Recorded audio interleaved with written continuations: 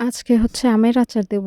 তো বাসার সামনেই হচ্ছে আম পাড়তেছে গাছ থেকে। তো এখান থেকে আমগুলো কিনে নিলাম। যেহেতু খিচুড়ি দিয়ে, আলু ভর্তা দিয়ে বা যেকোনো খাবারের সঙ্গে আচারটা হলে একটু ভালো লাগে। আর আমার ছেলে কিন্তু আলু ভর্তা বা খিচুড়ির সঙ্গে আচারটা খুবই পছন্দ করে। তো ছেলের জন্যই আরকি এই কুচি আচারটা দিয়ে দেব।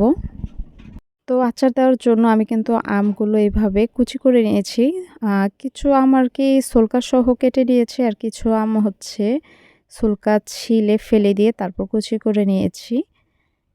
দিয়ে তারপর এখানে সামান্য পরিমাণ হলুদের গুঁড়ো দিয়ে দিলাম, মরিচের গুঁড়ো দিয়ে দিয়েছি আর দিয়েছি লবণ। দিয়ে মেখে তারপর হচ্ছে রোদ্রে শুকাতে দিয়েছি। আর এখানে হচ্ছে লেটকা আচার বানাচ্ছি আমের। আমের আরকি চাটনি বলে অনেকে বা লেটকা যেটা বলে যে অভ্যস্ত আরকি। তো এই লেটকা আচারটা আমার কাছে খেতে খুবই ভালো লাগে। আমার ছেলেও অনেক পছন্দ করে। সচরাচর আমার ঘরে আচার খায় আমার ছেলে। ওর জন্যই দেওয়া আরকি। তো আমি কিন্তু এই লেটকা আচারটা দেই, প্রত্যেক বছরেই দেই আমার ছেলের জন্য।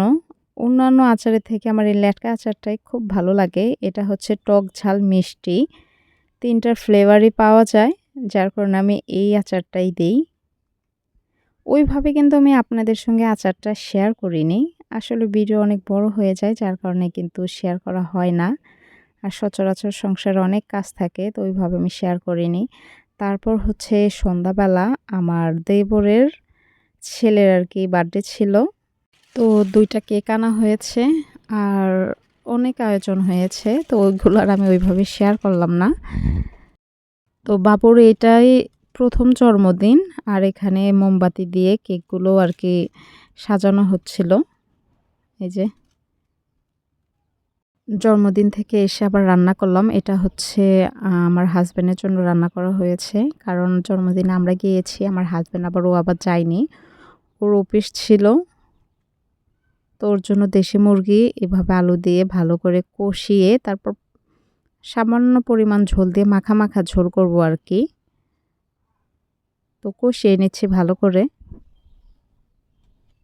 দেশি মুরগির ঝোল কিন্তু আমার হাসব্যান্ড খেতে খুবই পছন্দ করে। আর আমার কাছেও ভালোই লাগে।